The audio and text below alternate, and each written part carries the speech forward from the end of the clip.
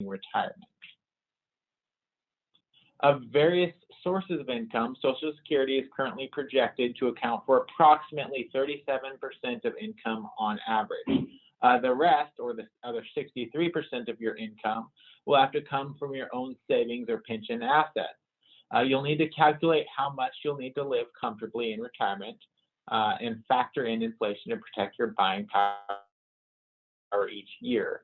As you can see, the number of the amount of pensions people are drawing from is going down as we move further and further away from the pension model, and we go towards the more IRA and 401k oriented models. So that's just something to consider. Here's a brief perspective of the rising cost of living over time. Inflation is the rate at which the general level of prices for goods and services is rising, and purchasing power is falling.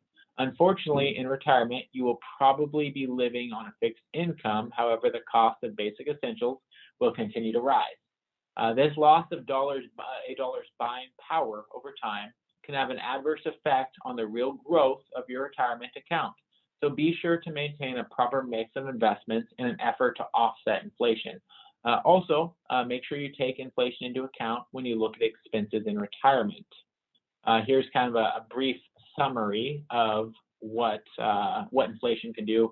Assuming a 3% annual inflation rate, a house in Florida today might cost $358,600. 10 years from today, assuming that 3% inflation rate, that same house might be $481,928. So inflation can be a pretty significant factor to consider, especially later on in your retirement years. So there is actually an earnings limit for Social Security earnings early on. You can receive Social Security benefits while you're working. There is, however, a limit to the amount that you can contribute or earn before your benefit is reduced. For 2020, that limit was $18,240. For 2021, it's a little over $19,000. It's adjusted annually to reflect inflation. This limit applies only up to full retirement age when it goes away entirely. Let's look at an example to show this. Assume a person is age 62, is receiving benefits, has full retirement age at 66. Now at 67 is full retirement age. This is based on 2020. $18,600 a year, which was the 2020 number. In 2020, his or her annual benefit would be reduced by $1 for every $2 his or her earnings went over that limit. In this example, the earnings were $360 over the limit, so that would result in a reduction of $180 in annual benefits, just 360 divided by 2.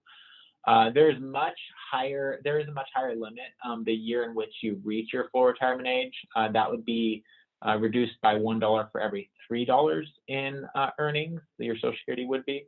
Obviously, the earnings limit is a key factor to consider between age 62 and your full retirement age. The good news is that there is no earnings limit when you reach full retirement age, and as I mentioned, full retirement age would be age 67. There's a lot to think about regarding Social Security benefits. I'm sure you agree that this topic needs to be near the top of your list of those to learn more about as you prepare for retirement. There's very helpful information as well as easy to use calculators to estimate your benefits at the Social Security Administration website, which is www.ssa.gov. So that might be something to consider looking into. You will also need a plan for medical expenses. A 2019 study from Fidelity Investments projects that it will cost a 65-year-old couple approximately $285,000 to pay for medical costs throughout retirement. And that excludes the cost of nursing home care. So medical cost inflation can very, very quickly erode retirement savings. I see this a lot with long-term care. So these are definitely areas to address during or prior to retirement, ideally. Okay, so